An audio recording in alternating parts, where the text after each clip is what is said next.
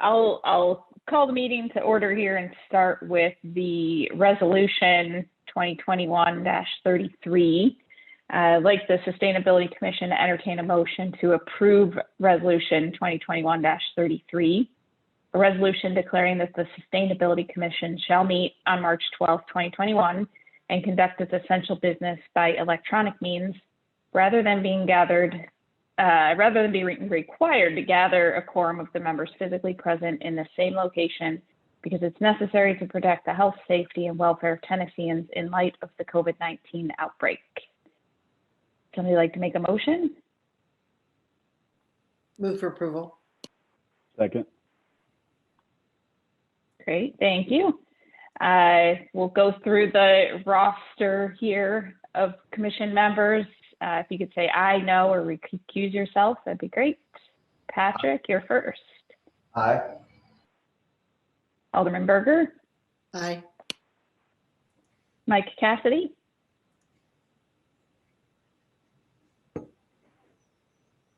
If you're there, Mike, we can't hear you.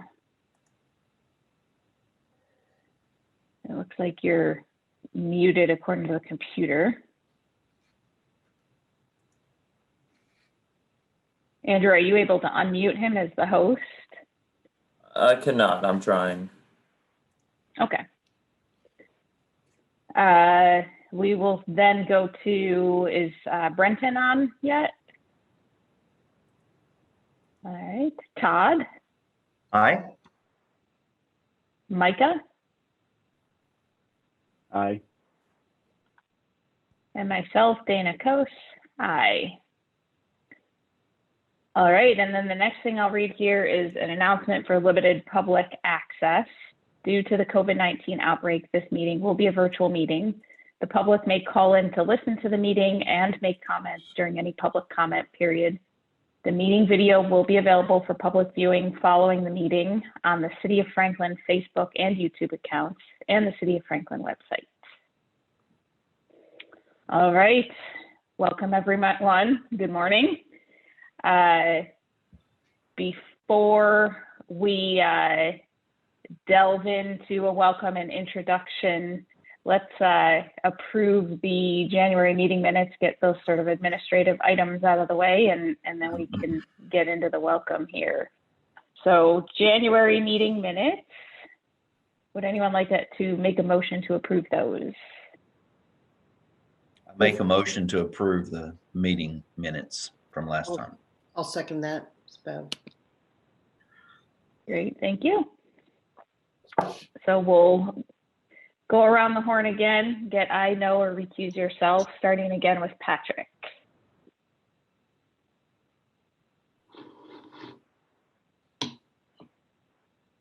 Are you there, Patrick? Aye. Thank you. That did this time, thank you. Alderman Berger? Aye. Mike Cassidy, can we hear you yet? All right, Brenton, if you're on. It looks like he's connected. Todd? Oh, Aye. Brenton is? Yeah. Okay, great. Thanks, Todd. Mhm. Micah? Aye. And then myself, Dana Kos, aye. All right, now we can officially delve in with our welcome and introductions. We have some news to share about the commission members this morning. I believe the commission is aware that Mike Leonard, that his term ended and he decided that he was going to step down from the commission. Since then, we also have learned and would like to recognize Nancy Whittemore. She has retired from the city of Nashville, and she is going to be traveling and taking care of her mother. And so thought it would be best for her from a commitment standpoint to step down from the commission as well. So would like to I think we recognized Mike Leonard last time, but as long as we're recognizing people, we can recognize both of them for their commitment to this Sustainability Commission. They've both been very valuable over the last many years. I'll second And that. with that, thanks, Todd. Mhm. With that, we get to introduce two new, they're not officially members yet because the Board of Mayor and Aldermen hasn't met to approve their appointments, but they are joining us today, Keith Gordon and Fred Daniel. And so we will let them introduce themselves in the round of introductions here. So I guess I probably should have started with introducing myself at the very beginning. I know everyone on the call, I think, except for Fred. So I'm Dana Coast, chair of the commission. Been on the commission for, I should know this off the top of my head, probably 5 years thereabout. And I work in the energy efficiency for commercial buildings world. So maybe we should just go down my list so we make sure we don't miss anyone. That would put, Andrew, do you want to go next? Sure. And I'm Andrew Orr. I'm on staff with the City of Franklin, and I serve as the liaison from our city staff to this commission. Great. And then next on my list here is Alderman Berger. Patrick, you'll be on deck. Hi, I'm Bev Berger. I'm the Alderman for Ward 1, and I'm appointed to the Sustainability Commission by the mayor.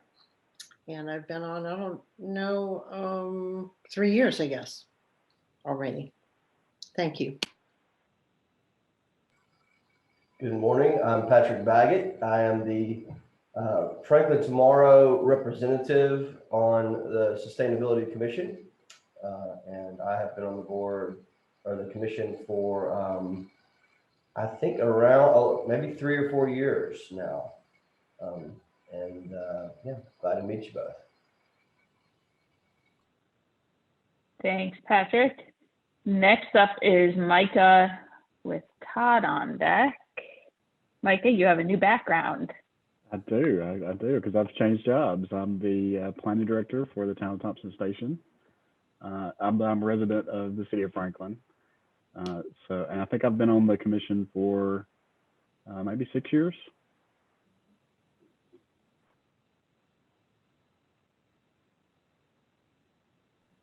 Great. I'm Todd. Thanks, Todd. Go ahead.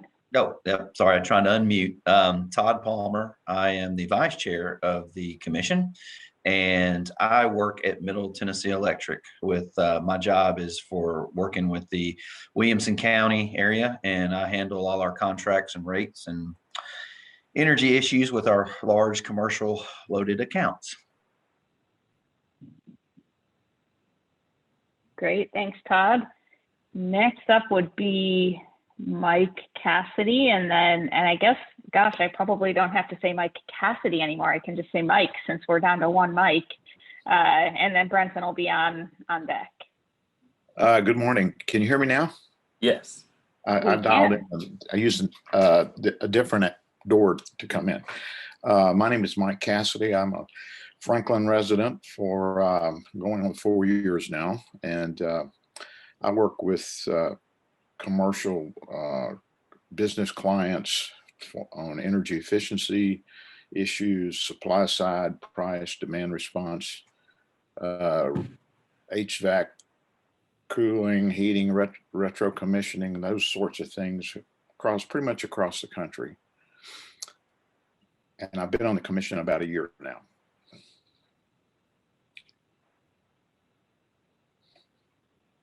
Great. All right, Brenton Montgomery, Franklin resident. I think I'll just go with 3 years on the commission. I may not be right, but it's probably close. Work for Nashville Electric Service. This is not our office behind me here, but I figured I would put that up so you guys didn't have to look at my super nice tan cube wall that I'm sitting in. But I've been in the energy business for a number of years, both in the commercial space and the utility space, but very similar to Todd's role down at Middle Tennessee Electric, working contract rates and all of our large commercial and industrial customers on their energy needs. That can be everything from renewables to demand response to all types of things that this commission has talked about and is working on. So thanks. Good to meet you guys. Thanks, Brenton.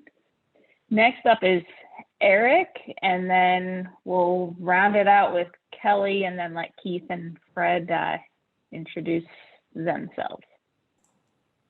I'm Eric Connor. I'm a long-range planner with the city of Franklin. So I just kind of help Andrew out with different things that may or may not need to happen to support the commission and, you know, anything else that may fall into kind of the city's lap, and just kind of help out more with administrative types things. So. And I'm Kelly Dannenfelser. I'm the acting director right now, but normally my role is assistant director of the planning and sustainability department. And I'm just here because I wanted to listen in and see what you all were up to. So good morning. Thanks, Kelly. Thanks, Eric. All right, we get to hear from Keith and Fred. Good morning. Good morning. So I'm an attorney, but I'll try to keep it brief. So yeah, we're on a time. My name is Keith Gordon. I'm a practicing attorney here in Franklin. My office is on Seaboard Lane. Williamson County resident, but office has been in Franklin for 10 plus years. I primarily practice in renewable energy. So I've had the good fortune of working with a couple of the LPCs that are on the call today, as well as the city of Franklin over the years. So I'm excited to participate. I've known Dana now for a while, and I'm looking forward to contributing. So thanks for having me. Thanks, Keith. Fred, good morning. Good morning. Hi, my name's Fred Danielle. I'm a retired now executive from the plastics industry. It's been 35 years in the plastics industry around the world. I've been a Franklin resident here for 10 years now, and wanted to get involved with the Sustainability Commission to see if I could bring some of my connections and contacts in the world of plastics recycling and waste management to help further those things in Franklin. So glad to be here, and thanks for having me. Thank you, Fred. As you can tell, many of us are focused on the energy side of sustainability. So we welcome your, we have been doing a lot with recycling as well. So we welcome your perspective in the sustainability field. All right, thanks everyone. That was a good set of introductions. Next up, we want to talk about, and I think Todd, you are going to lead this discussion about submetering. This is a follow-up discussion from the conversation we had about the new city hall. Yeah, thank you, Dana. I'll be brief. I've sent this to Andrew, and you know, from the last time we got together, we were talking about the updated city hall building and in the future, and then submetering came up, and I know Brennan knows a lot about this as well, and several of you that are in the energy efficiency side of things. But basically what I found, I just took it upon myself. I called a company or two, and I just primarily stuck with the numbers I got back from a company called E3. There's several others that do this, JLL, several. But anyway, I'll just tell you what I found. It sounds like there's a couple ways to go about this in the future if we decide to do it as part of the new proposed city hall. There's a device out there called a Site Sage, and you may have heard of this, but it's basically a submeter that you put on the circuit breakers, and they monitor anywhere from 14 to 28 circuits at a time per panel. And when I talked to E3, the company I was dealing with, they said they can rent that equipment and let them install it. And that would include decommissioning it, monitoring it, and providing a monthly analysis for about $3,000. That's one way you can go. I recommended, after talking to this company, to Andrew and Dana, and certainly it's not my call, but something to think about. Probably be more cost effective to go with the just buy the equipment outright. It's about $1,200 to $1,500 per panel. And then they can install, you can get E3 or a company like that to install it, and they'll show you how to monitor it, basically teach you how to fish, right? And they'll show you how to use the remote dashboard for like a one-time fee of $2,500. One thing to consider too, I think, as part of that discussion that I mentioned is just, once you buy that and you learn how to use the tool, the city would have to appoint someone or maybe even hire someone. I think it would be necessary to monitor that and make recommendations and sort of own that feature, because I think it could prove to be very beneficial, but you got to take care of it and understand it so you can make recommendations on how you're using your energy and things like that. So just to recap, and I'll stop and listen for questions, but about $3,000 a year per panel on these things if you just rent that equipment and then have a company kind of take care of everything for you. Or you can pay about $1,500 a panel and then one uptime fee of about $2,500, and then you own it and you monitor it. And I think that's the way to go if the city decides to do something like that. But yeah, that's all I had on that. Any questions or concerns? Yeah, Todd, this is Bev. Mhm. Could you go over the, we have two new people on here too. Yes. Could you go over, not just for Keith and Fred, but for us as well, go over the benefits of doing the sub-metering and why we're looking at that? Because I think we need a recap of that. Thanks. Yeah, great question. I mean, sub-metering to me, and I work with companies that do this. I mean, it's basically like it gives you a snapshot of what I call your energy profile. So we do it more in companies that aren't just necessarily just large commercial space where it's just office, because in an office you have basically lights and HVAC. But in some of these industries where they've got machines and tools they use, and we want to identify each one of those and see how much load they're grabbing and using, and then kind of calculating that and how you can shave your peaks and cut energy time and cut your dollars essentially and bolster your overhead. So or the surplus in that category. I think it's important just to understand how you're using your energy. It's kind of like going into something where you don't have a plan. If you don't have a plan, you don't know where you're going. And I know Dana and Andrew have mentioned that possibly this space might have some cafes or could have some other space to share, which would include some kitchen equipment, stoves, refrigerators, ovens. And anytime you get into that in a commercial space, it's good to understand how you're using that energy. But I mean, if the whole thing's mainly lights and HVAC, it's not a bad idea to understand that either, and what percentage of that piece of the pie is HVAC versus lights. And then you can make some choices about, hey, do we want to invest in more energy efficient light? Do we want to look into programmable thermostats and control our energy in ways to be most efficient? So that's kind of how I would explain that. Okay, and the other piggyback question on that, that was great, by the way, Todd. Thank you. Oh, thank you. So looking to save money long term, so the investment up front is not how soon do we get a return on that spent money? Because what we don't want to do in this commission is spend money that we don't reap the benefits quickly and long term.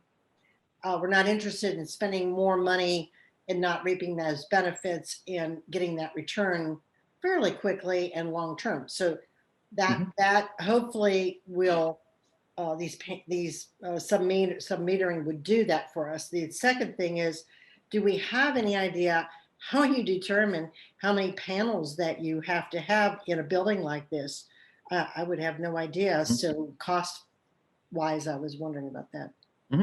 Yep, great question again. So let's start with the first part of that, and I would say what we would do is, let's say that the city decides to go this route, and we have this equipment on each of the panels. First of all, whoever was monitoring that within the city would work with someone like me. I would take a look at your energy profile for that building, look at what you're using, what's the demand, and then we would take a look with that person, like what they want to do, and kind of look at how that's all divided out.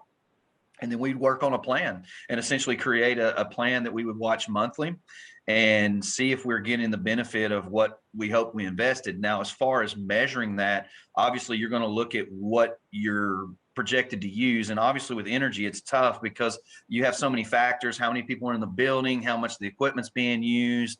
The weather is huge, you know, especially around here. We've got 1 week of sub-freezing temperatures and everybody pays more. And so it's kind of hard to project that. But I think after you get about a year or two profile, you can really see what you're typically using and then make those comparisons and adjustments from there. So I think too, on the back part of your question, I would say really an electrician would be the one you would talk to as far as the city when they go to make their design. We typically get from an electrician what's called a load letter, and they take a look at all the circuits and things that are inside of that facility, and they say, hey, we're going to need, you know, 15 circuit breaker boards, and so we expect to use X amount, and then we size the transformer to feed that building off of that projection. And so those are things that I wouldn't know until we kind of had a whole design and we talked to an electrician, and then we kind of made those projections. But that's kind of the route that we would take, and it's doable. We do this stuff all the time, and it's actually kind of fun and interesting to see what people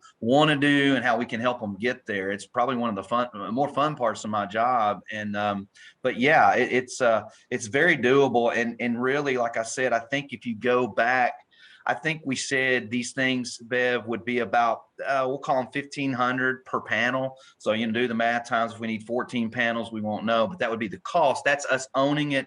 And then a one-time $2,500 fee from a company like this that would work with the city personnel and say, hey, this is how you do it. They're trained, they're ready to go, and then they would work with me. So 1,500 to 2,000 per panel and one-time fee up front. So versus 3,000 a year if you're renting that stuff. Which at what point in that whole scenario of coming in, designing, and building City Hall, what point would we know? I guess I'm looking at it at an expenditure side. At what point would we know how many panels we're going to need so that we don't get into it and then later we're designing it, we're building and go, we need 20 more. So our costs just went up. Do you find that out up front so you know to make that decision in time? Yes, again, great question.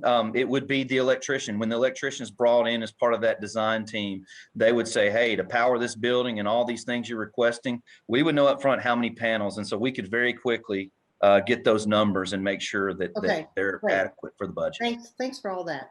Yeah, absolutely. Thanks. Madam Chair, question? Yes, sir. Todd, do we know, or Andrew or Kelly, how many of these, or Eric, how many of these do we currently monitor this at this level at any other city building presently? Do we or any facility? Do you know if we have this kind of monitoring elsewhere?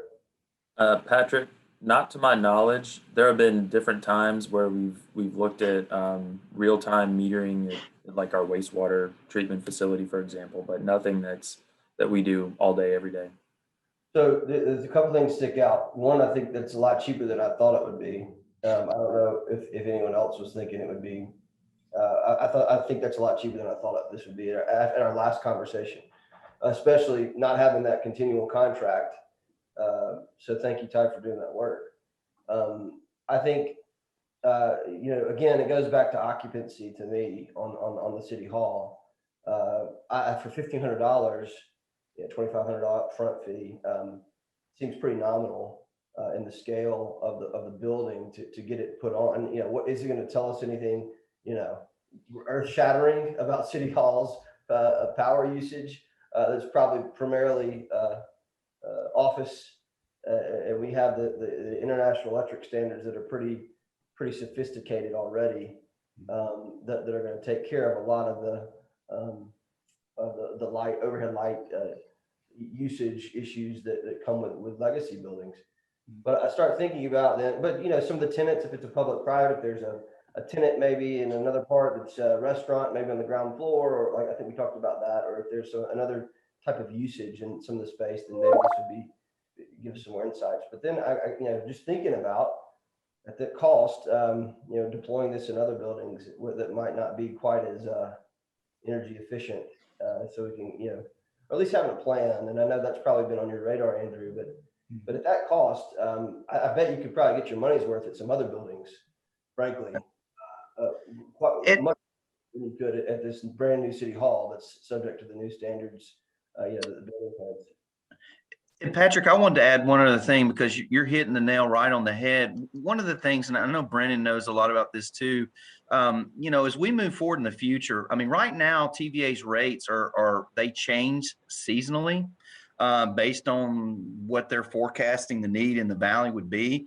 And much like we work with our commercial industry accounts on time of use rates, meaning you get a break on the time, residential and even small businesses and small commercial, they may be headed that way in the future. And then that's when I would say understanding your building's energy usage profile could really pay dividends. So I forgot to kind of include that, but that's also a piece of it that I wanted to share.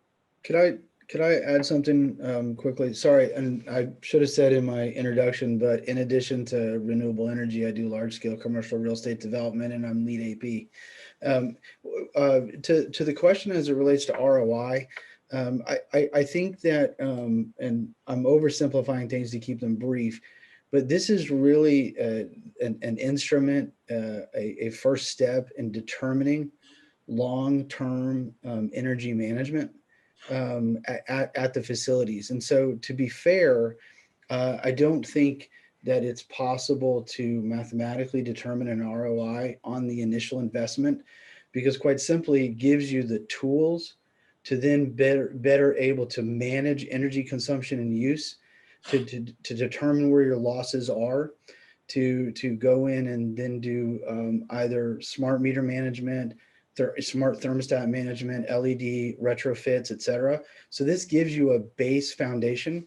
And by breaking those out into sub meters or slave meters, it gives you the ability, of course, for those private-public partnerships for co-tenancy use.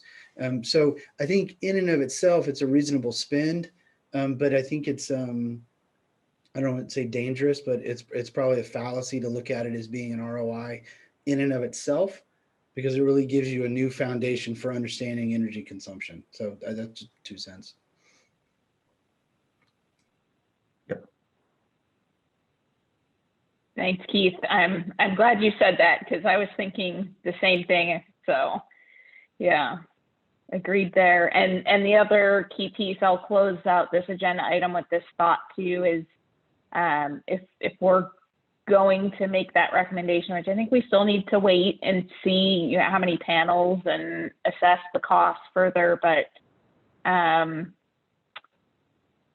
if there's no one there to manage it, then I don't think we should do that $1,500 per panel. We would need to do the $3,000 per panel, which then it becomes more expensive.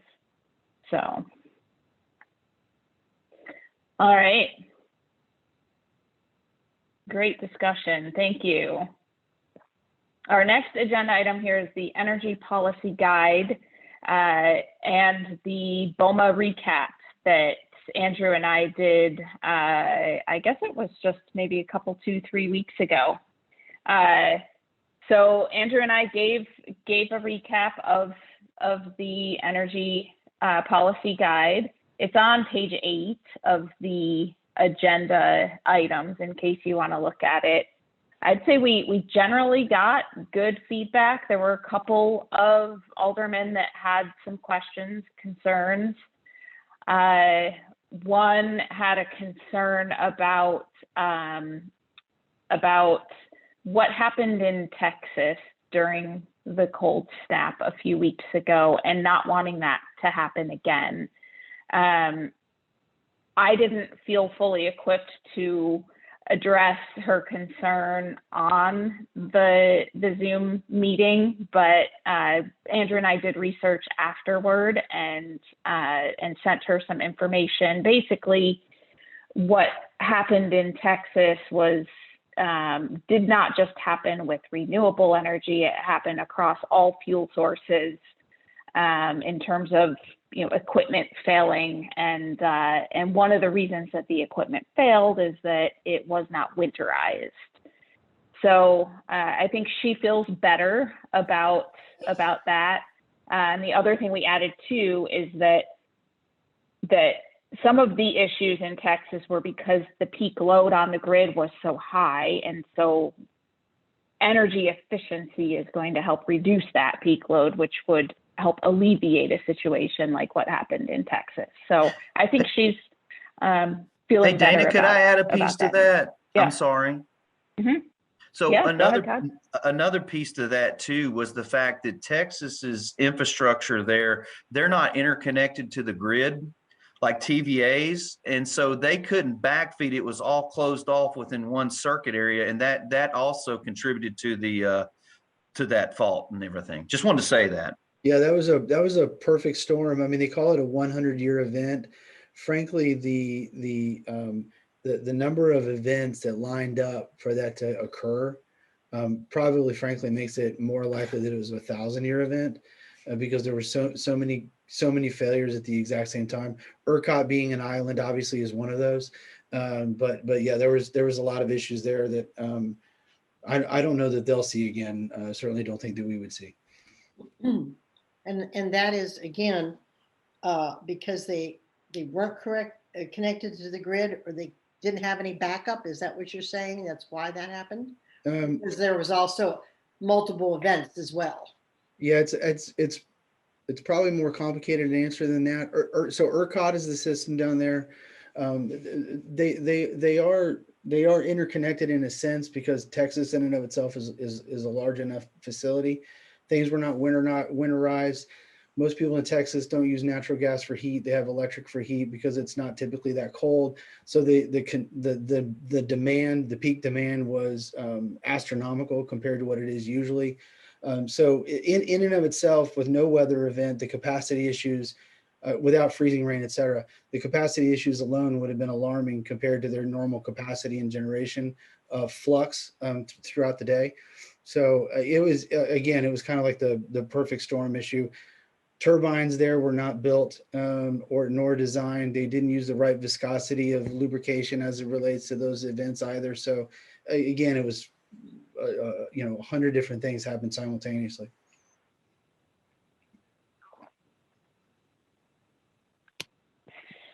So that, yeah, thanks for expanding on that.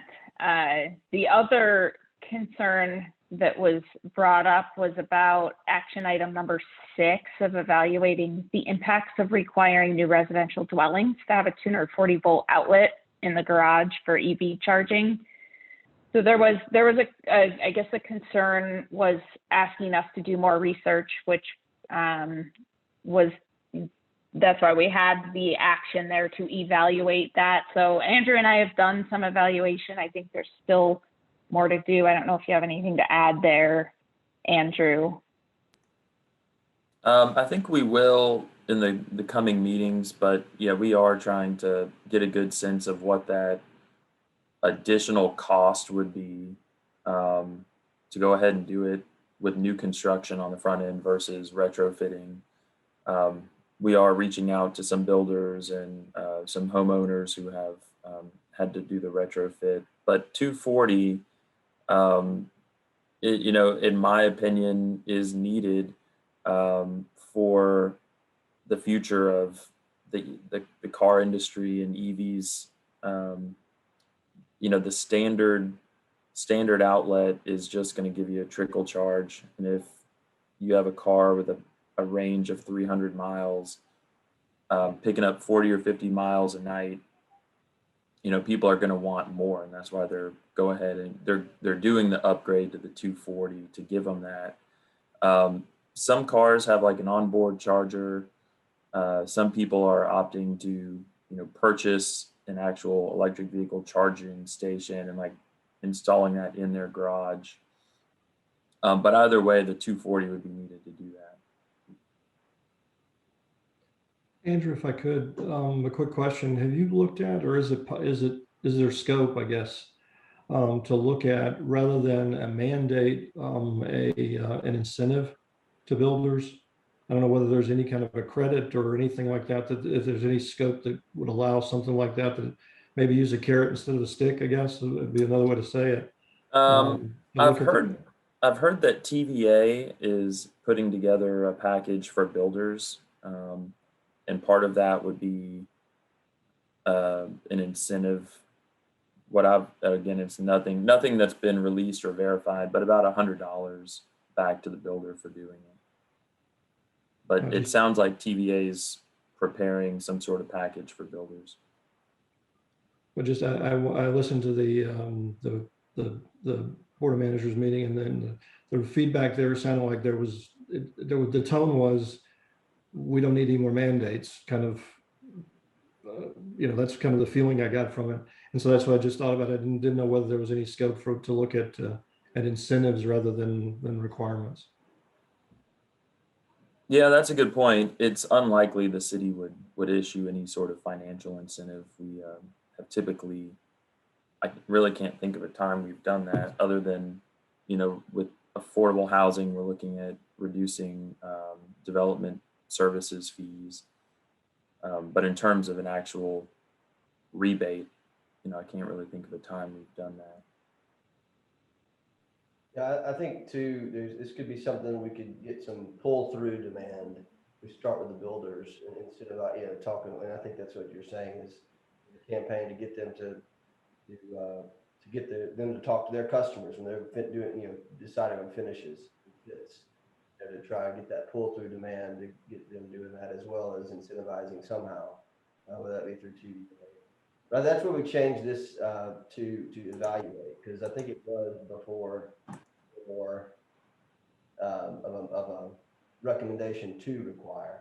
But I think the voices here, and then some of the voices, most of the voices on Burma were, more against a mandate. But it makes sense, because you saw GM, I think all of their cars are going to be electric in the next however many years. I mean, it was a relatively short time frame, so it's definitely worth. Well, how much, because I was reading, if I wanted to install a 240 volt outlet in my garage now, the cost was, when I looked that up, was between $300 and $800. So what are we talking here for cost?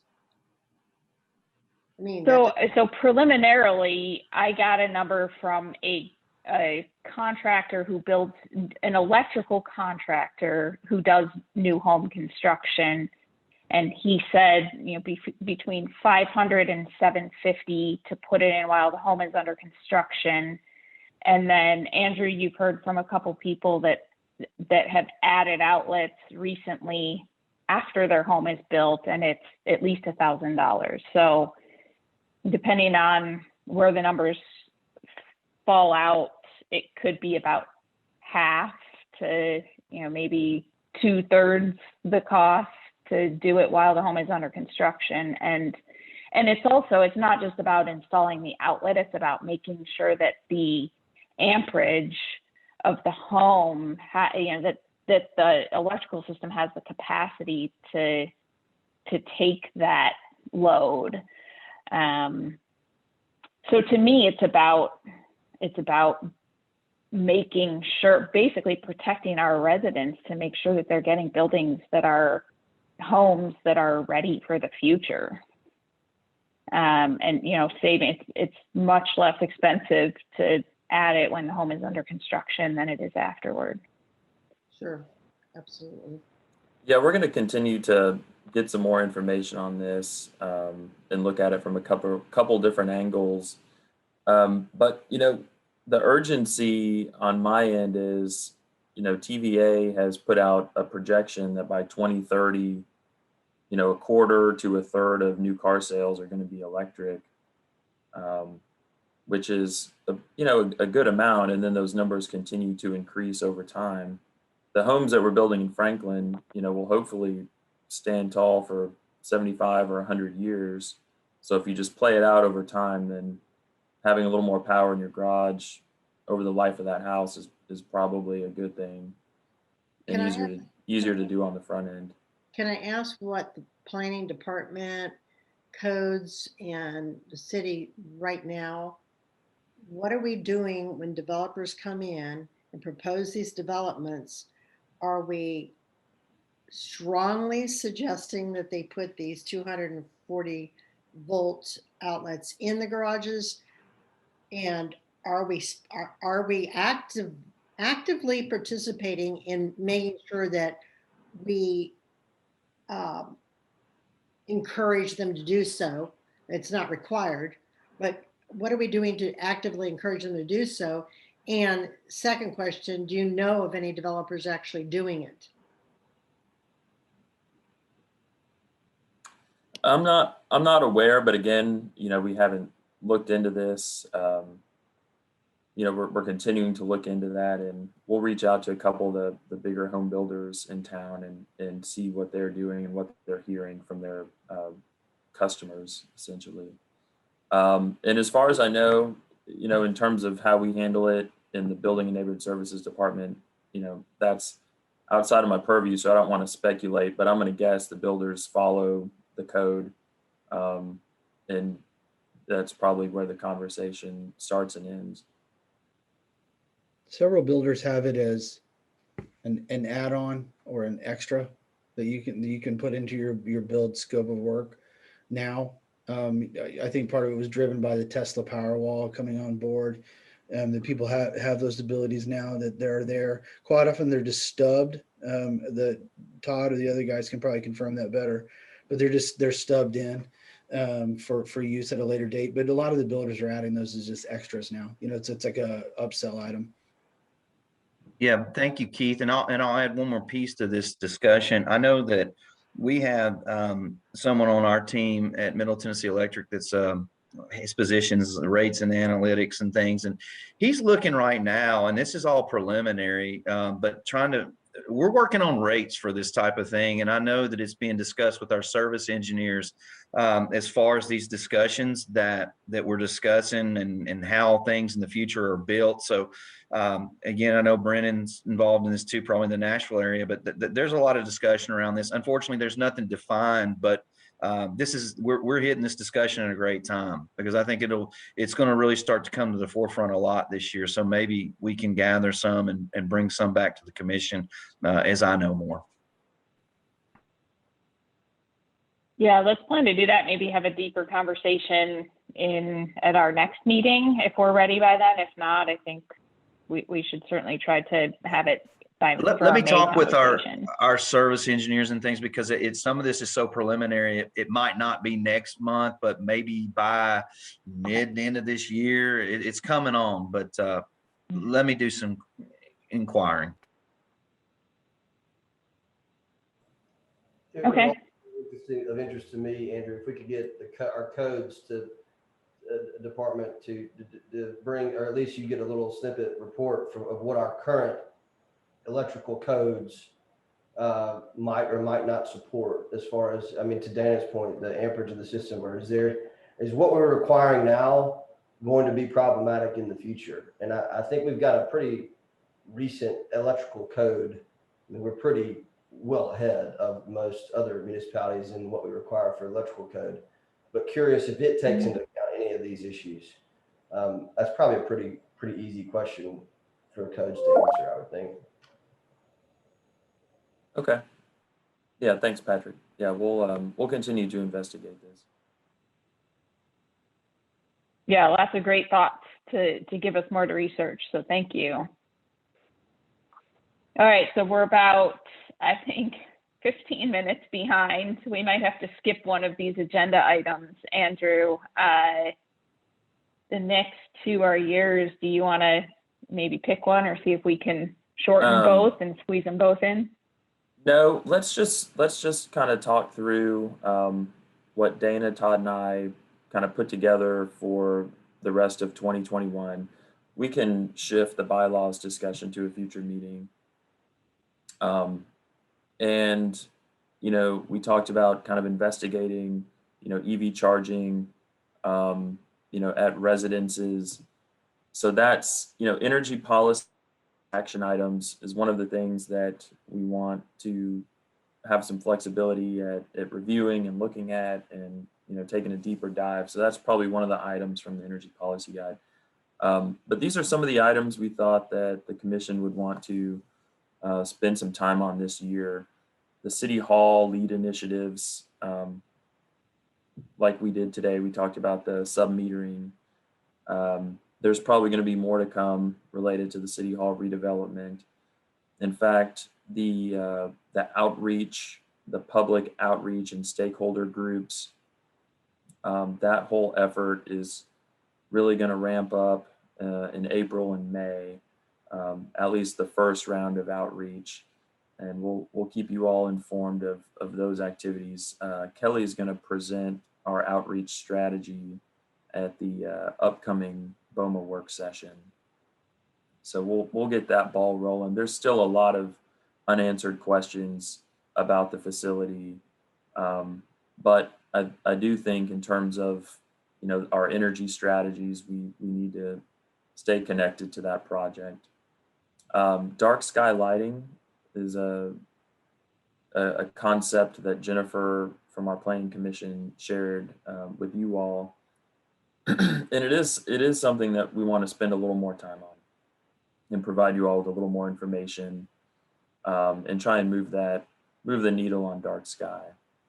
The walk friendly communities, we're expecting the results any day, and we can tie this back to a parks update, and have someone from parks talk about some of the greenway connections and park projects that are on the horizon. The litter survey, this is probably the time to mention it. We've received a lot of complaints about roadside litter. I've received a lot of emails. Our public works folks have received a lot of emails. Keep Williamson Beautiful's gotten some complaints. And last weekend there was a Trash Your Size event, which is a program that Keep Williamson Beautiful facilitates, and a lot of community volunteers have gotten involved in. We've done the litter survey, the windshield survey, twice over the last 4 years. I think we should probably just make that like part of our annual work plan, and just pick a time, every year and do it. We've historically done the survey in the fall. Keep Williamson Beautiful suggests that we do it in February or March, because that seems to be when the litter starts to pile up from the winter, and there haven't been a lot of crews out to pick up along the roadside, so it becomes more noticeable and starts to pile up come March before the mowing starts up again. So that's something we've talked about sort of institutionalizing amongst the commission. And also the Williamson County Sheriff's Department, they have not been doing the litter pickups with the inmates due to COVID. So that's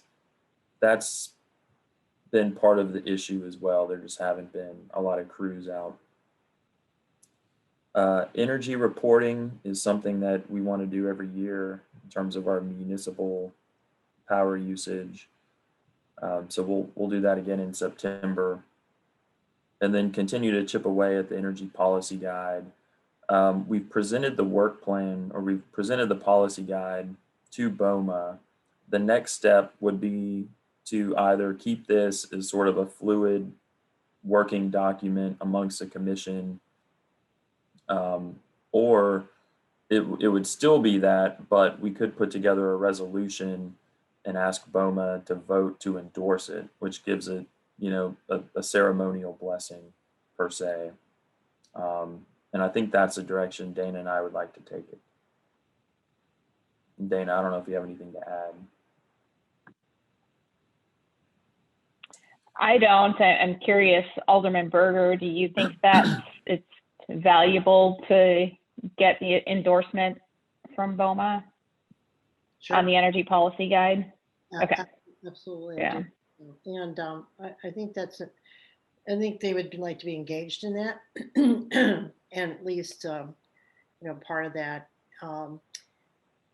gives them a good buy-in on that. And I think it is important, because we are a commission and we do need to bring it to the people that vote for things ultimately. And then the other thing I would just say, Andrew, that back up to the treasure size thing, I was going to do an exercise like that over here in Cool Springs a couple years ago, but they were taking treasure size statewide. Aubrey Preston, a couple people put that together for the Libras Fork area years ago. And I've been talking with him, And he said they would help me with that here, but he said, you might want to wait because we're going to take it statewide. And he said, there's going to be a major program and then you can just implement it here with a little bit more support. The other thing is they like to do it in March because February to March, before the vegetation start, as you said, before the vegetation starts getting growing, because then you can actually see the trash. Once the vegetation grows, then it's hard to see it and get to it. And then in the fall as well, they try to wait till November. So when vegetation dies out, you can actually get to it, access it, see it better. And then those kinds of things. Hey, I just wanted to say real quick before I forget, I know this is non-topic, but I did my little cute little cue in for a little focus group here. And I text 4 builders. I've heard back from 3 about the 240 outlets. And just FYI, 1 customer in 2 years have asked for a 240 outlet. Since then, they built 100 more homes. He said in the future, I'm sure we're going to be adding it as an extra charge. The other person said, hardly ever do we add a 240 or are there any requests for them? And then the other one said, where we add them if we've been asked for them, they've been very rare. So I wanted to give you that outlook from 3 builders right there. I asked them, it's a timely question, if you can get back to me in the next 15 minutes. And I just wanted to give that to y'all. So we have some work to do. That's great. That reception, that they're able to respond that quickly. Would you mind asking them a follow-up of what they would estimate that the additional cost of doing it up front versus just a standard outlet? And it is a little concerning to me that very few builders are doing this because, again, it's not necessarily absolutely needed, but it's going to be highly desired to have that 240 in the garage. Okay, great. I'll be glad to. Yeah, I just told them it was a timely question. I was actually on the Sustainability Commission, and I said, if y'all can get back to me while I'm still in the meeting, I said I can at least have that discussion. So they were really great to get back real fast. 3 out of 4, not bad. No, that's awesome. That's great. Another item, because we've been doing a lot of virtual meetings, the peer, we typically do a field trip every year. We try and go someplace and learn something new. We went up to Metro in the past. We've gone to the recycling facility in Lewisburg. Maybe this year doing some sort of virtual peer exchange where we meet with officials or maybe a chair of a commission like ours from a peer city to learn more about a specific topic or just kind of how they handle sustainability work. We thought that might be a good idea instead of doing an actual field trip this year. So if anybody has any ideas or topics related to that, we could probably plan something for later this year. And then lastly, creation of a second policy guide. We've done the energy one. We need to take a hard look at transportation or waste reduction this year and then tackle the other one next year. So that's something that's on the horizon. And then we'll do, our normal recycling waste reduction update periodically as things come up, and social media and public outreach. I think we should probably be a little more intentional about that. And then just wanted to throw this out to the group. Any overall thoughts or any other issues you'd like to see the commission work on this year?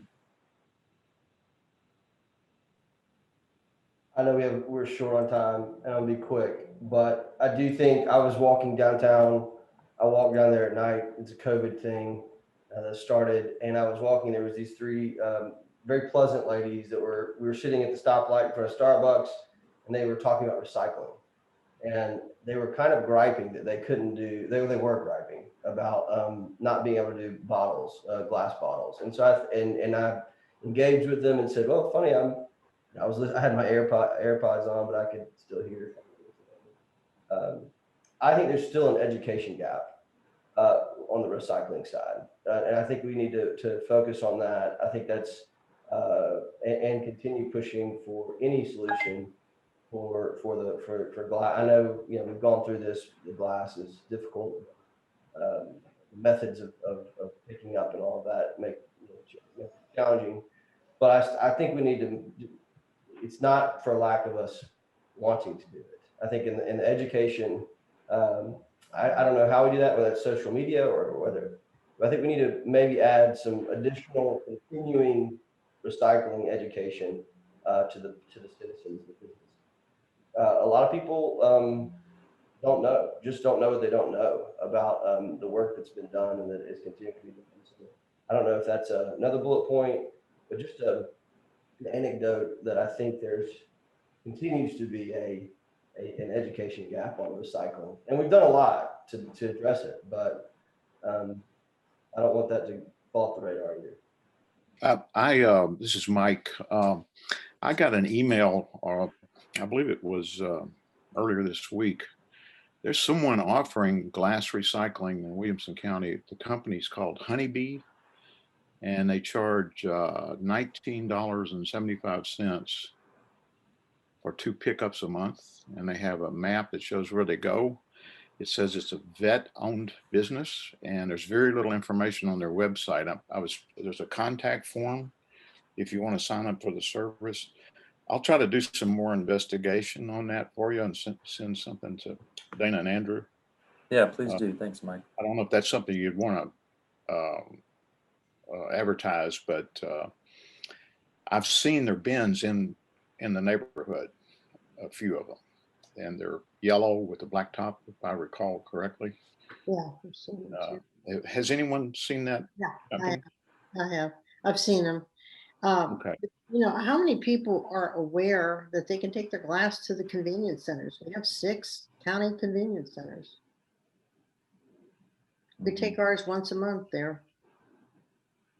Free, Williamson County resident. There are all 6 centers all over the place. Alderman, I was going to mention that I agree with you, and I do fully endorse and support what Patrick's saying in terms of increased education.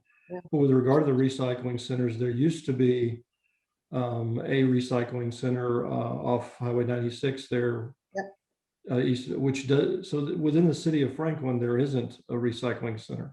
And I think that's something that I don't know what conversations have been had with Williamson County, but I think Franklin's underserved by not having a recycling center more convenient. Yeah, I agree with you. And that one was very convenient on 96, and then Kruger wanted they wanted to get, and that count isn't the county had that there, not the city.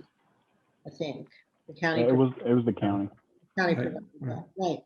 So if the city wanted to try to provide since the county has 6 convenience centers, I'm not sure that they'd be interested in putting anything within our city. So I think maybe we have to come back to the city to provide a glass recycling place that we would then have to remove and take somewhere else ourselves. But yeah, good question.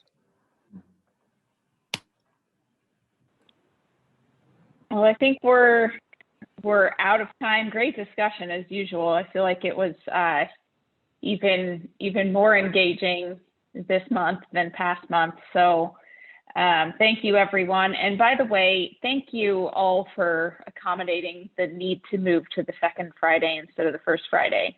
I appreciate that. So with that, our next meeting will be April 9th. Dana, can I you had asked about other ideas, and then Patrick talked to the women down there.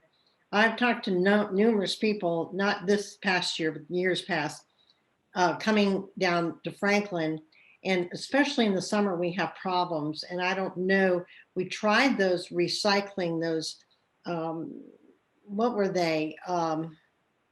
What's the word I'm looking for? Those, the big bellies. The trash receptacles. And then we got rid of those. And then I don't know how many times I would have to call Joe York or somebody on a Saturday or a Sunday when everybody and their brother was downtown in the summertime milling around, and you step outside Sweet Cece's and that trash receptacle was just overflowing and trash was all over 5 Points. So we had to get people come in there and clean it up. And I would call and said, hey, hate to bother you on a Saturday or Sunday, but we got trash all over Main Street right now because they just come out. And so I think between April and December, we have an issue down there. I don't know how bad it is now or what we're doing for trash receptacles. But anyway, I just throw that out because I know there are like the big bellies and things like that. And I don't know if there's anything our Sustainability Commission could look into. I'll just leave it at that. One of the big bellies got run over and was destroyed. But yeah, that has been a historically been an issue at that intersection. Of course it did. Thanks, Andrew. Well, if anyone has other thoughts on the 2021 Outlook and Work Plan, I realized we had to cut that conversation short. So if you have any thoughts, email Andrew, Todd, and I would appreciate that. And thanks again for joining. Looking forward to our discussion on April 9th. Yeah, Have a great weekend, everyone. Just got a bing, a ting, you know, but what do you call it, back on my text messages. And two of these developers said they would get the pricing difference from regular outlets to 240s, and they give it to me for the next month's meeting. So Oh, great. Wonderful. Some ideas. Okay. Bye, Thank y'all. you. Bye. Bye, everyone. Thanks again.